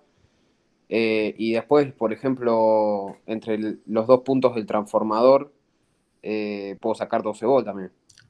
Sí, bueno, obviamente, pero no sé, tiene sentido que, a ver, si yo reemplazo estos 2 transistores, estos 2 diodos, y pongo un puente, y sí, voy a llegar al mismo circuito que antes, un transformador de 12 voltios, Claro, yo digo de poner un puente de diodos entre los 6 y después paralelamente sacar 12 por si necesito para otra cosa. Sí, bueno, las construcciones acá están liberadas a la necesidad, Ok. ¿está bien? Y algo que dijiste que es importante, guarda porque este transformador de 12 voltios con punto medio, la tensión que voy a tener acá a la salida es de 6 voltios, no es de 12. Porque justamente me estoy aprovechando del punto medio como diferencia potencial. ¿Está bien? Ah, ok. Y profe, eso que dicen, por ejemplo, yo tengo un transformador de la secundaria que decía 18 volt y después 18 volt negativo. ¿Tenés 3 cables en el secundario? Claro. Pero ¿por qué? No, o sea, ¿por qué negativo?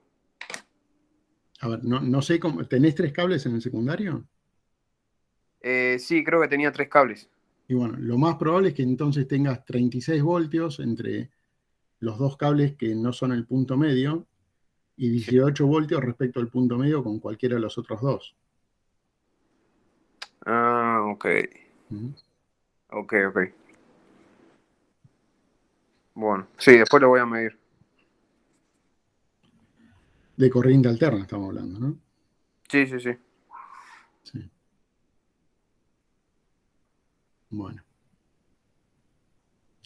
Bueno, hasta acá estamos por hoy. Bueno, Sí, profe, profe. Bueno, yo estuve haciendo correcciones, estuve enviando devoluciones, voy a tratar de seguir para ponerme al día, más que nada los que me dijeron que cargaron hoy. Pero bueno, nos queda la que viene y la otra, así que vamos, que estamos, ya estamos casi. Bueno, buenísimo, profe, profe. nos vemos. Nos vemos, Chao, que profe. tengan Nos vemos. excelente semana. Nos Gracias vemos. igualmente, profe. Chau. Profe, nos vemos.